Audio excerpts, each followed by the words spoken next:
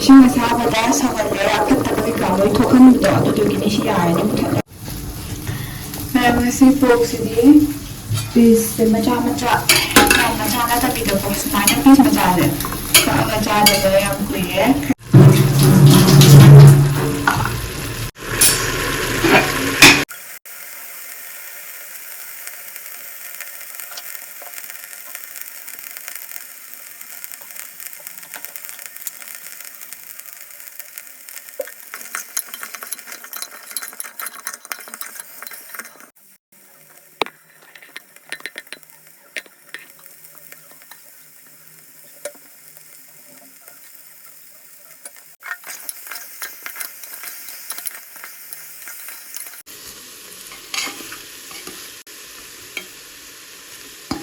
Matang omdala thamage do kaam da dine bako dai ko na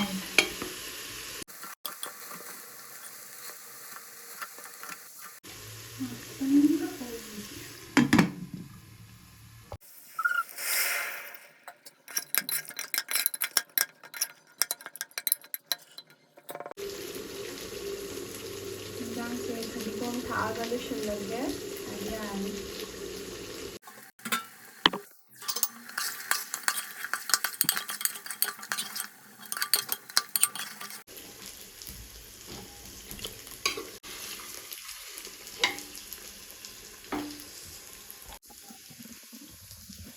Mayam video se hodringai da kainom ta haijaram ge akhoi gi Manipur gi mafam jaga khara da irang thoe ai su khange habadi mi leitaba yawbu su tasengna yam nungaite aduga akhoi si je tawroi dong malaga adum hekta tawre bako ado sigi poje angamba kai adum lairine ngamhanbadi adum tawhandabadi yabane do kamaina tawrakpano khangde athuba matamda sumbadi sung tok thokhanbiranu taseng haibada akhoi su ambu ai hoi ai hoji relief camp de laiba budi natte ai gi yumai chakhibusu camp da budi natte du tarsu si irang je horakpade ko akhoi mi khudi mak loina wai hana tawrama khotlama mayam do akhoi gi life da loina change laine bako mayam aduna koi su loina wari ngaktane mi loi manga waye duga leitaba khottaba hek yawbududi taseng am nungaijade haidi ka shumara leitabada khanghaudana dumai tawudo taseng yam nungaite irang se tawaroi se taseng na habda peace ta leise bako aina sumain har hekta leigi bi ai leitabai but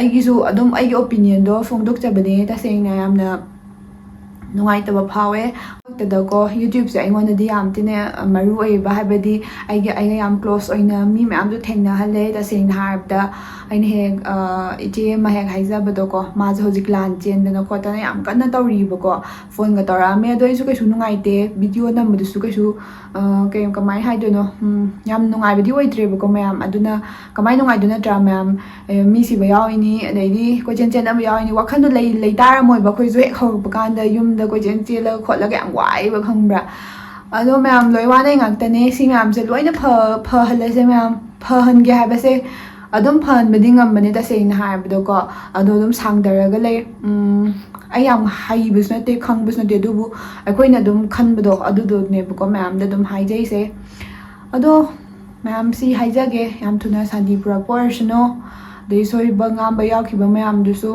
makha ta na mo hana shoibira ano adu tahonmira no taseng yam ware koi taseng aduga mayam aina ngasi chadoise pork ne si pork sa aigi ibung amana ko chaning mama charo o khwai pam mama charo o ne hena di chaba yeng banungai chan haraga mana chabiro hara pesa thabirak pane ado thank you ibung si hajage do mayam chaba horak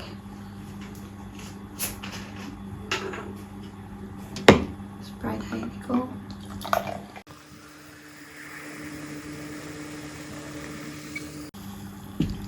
Howdy howdy ox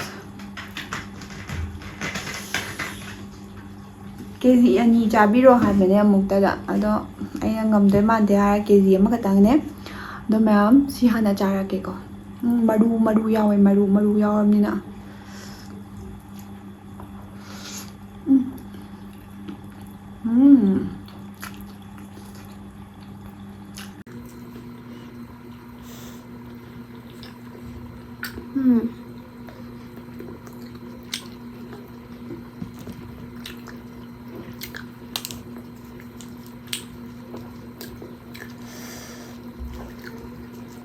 ꯍꯥꯎꯔꯦ ꯍꯥꯎꯔꯦ.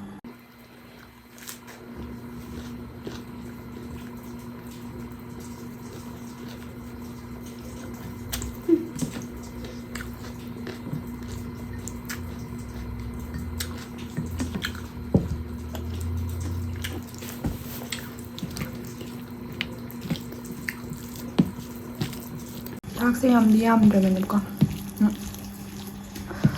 ꯉꯁꯤꯗꯤ ꯄꯣꯛꯅ ꯍꯦꯟꯅ ꯆꯥꯔꯛꯑꯒꯦ.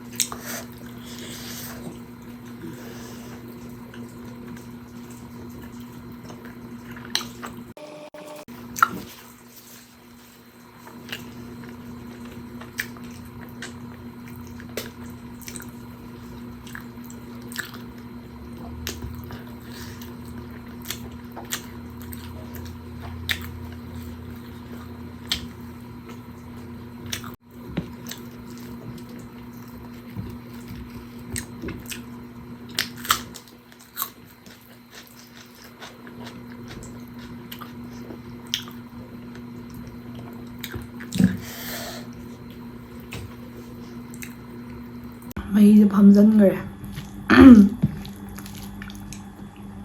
ꯆꯝꯄ꯭ꯔꯥꯗ ꯑꯃꯨꯛ ꯁꯨꯝꯖꯟꯈꯤ.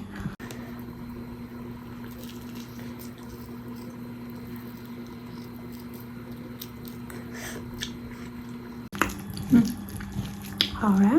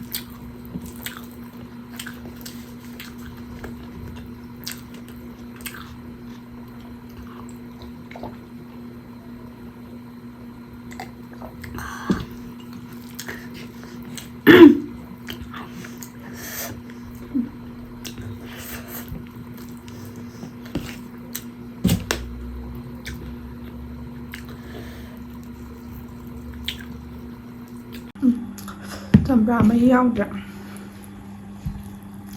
ꯃꯍꯤ ꯍꯣꯝꯕꯗꯗꯤ ꯍꯥꯎꯗꯤ ꯍꯥꯎꯅꯤ.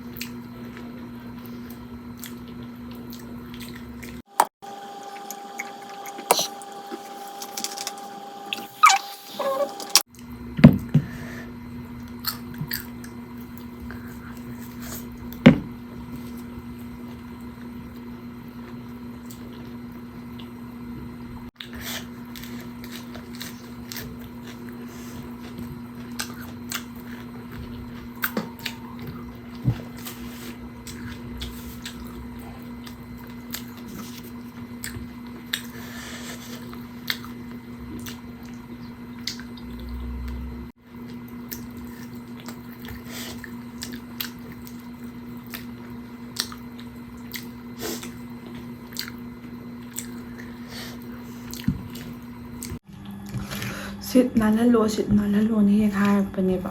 ꯑꯩꯅ ꯁꯤꯠ ꯑꯗꯨꯝ ꯅꯥꯜꯍꯜꯂꯁꯨ ꯑꯃꯨꯛꯃꯨꯛꯄꯨꯗꯤ ꯅꯥꯟꯕ ꯉꯝꯗꯕ ꯌꯥꯎꯋꯦ.